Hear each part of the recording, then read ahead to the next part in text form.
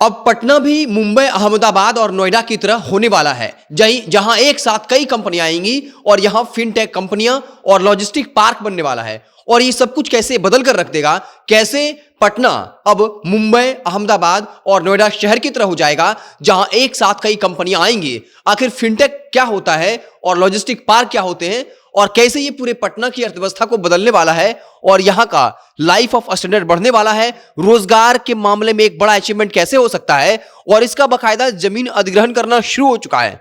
पूरी खबर क्या है आपको बताएंगे। उससे पहले औपचारिकता के लिए बता दूं कि मेरा नाम है हिमांशु कुमार और आप देख रहे हैं जनता जंक्शन।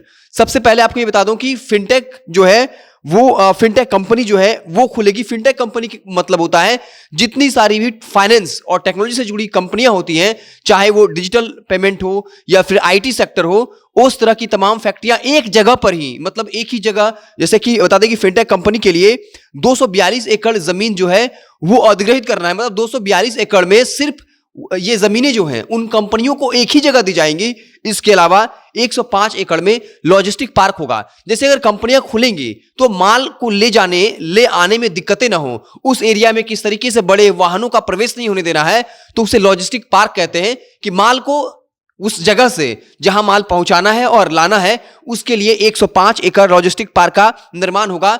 और इसको लेकर डीएम ने बाकायदा स्थल का निरीक्षण भी कर लिया है और किसानों ने कहा है कि हमें उचित मुआवजा मिलना चाहिए। और डीएम ने भी कहा है कि उचित मुआवजा मिलेगा तो स्थल का निरीक्षण शुरू हो चुका है। और फतुहा का जो जैतिया गांव है ये बिल्कुल तरीके से बदलने वाला है, यकीन मानिए, क्योंकि जो फिनटेक सिटी के लिए 242 एकड़ प्रस्तावित है वहां पर सिर्फ और सिर्फ जो बाहर की कंपनियां हैं, फाइनेंस से जुड़ी हुई, आईटी सेक्टर से जुड़ी हुई फैक्ट्रियां, वो वहां पर आएंगी।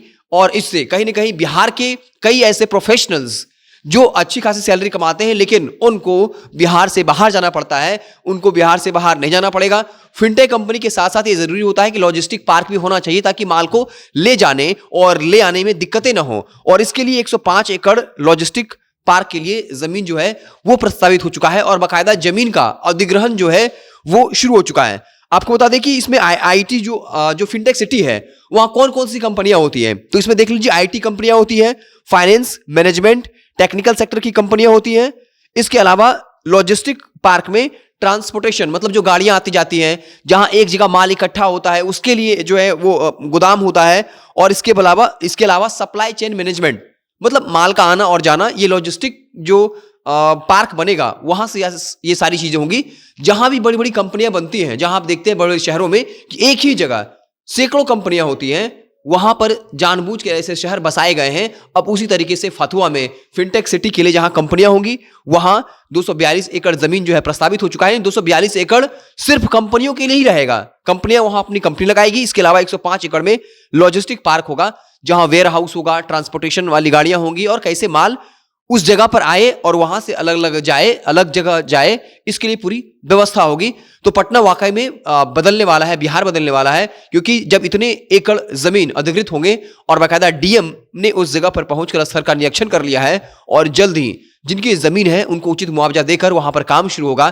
यानी साफ तौर पर जो हम लोग अक्सर देखते हैं नोएडा, मुंबई या फिर अहमदाबाद की शहरों में, फिनटेक सिटी सबसे पहले अहमदाबाद में ही बना था और अब ग्रेटर नोएडा में और पटना के फतुहा में बन रहा है। तो वाकई में एक अच्छी शुरुआत है। अब देखना दिलचस्प हुआ कि कब तक ये बनकर तैयार हो पाता है।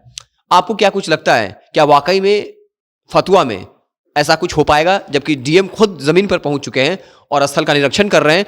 और अगर बनता है तो इससे क्या कुछ फायदा हो सकता है और बिहार के लिए अब खास करके ये कितना जरूरी है? आप क्या कुछ सोचते हैं? कमेंट बॉक्स में जरूर बताइएगा। अगर आप हमें फेसबुक पर देख रहे हैं तो पेज को लाइक कर लीजिए, यूट्यूब चैनल को सब्सक्राइब कर लीजिए। बहुत बहुत धन्यवाद।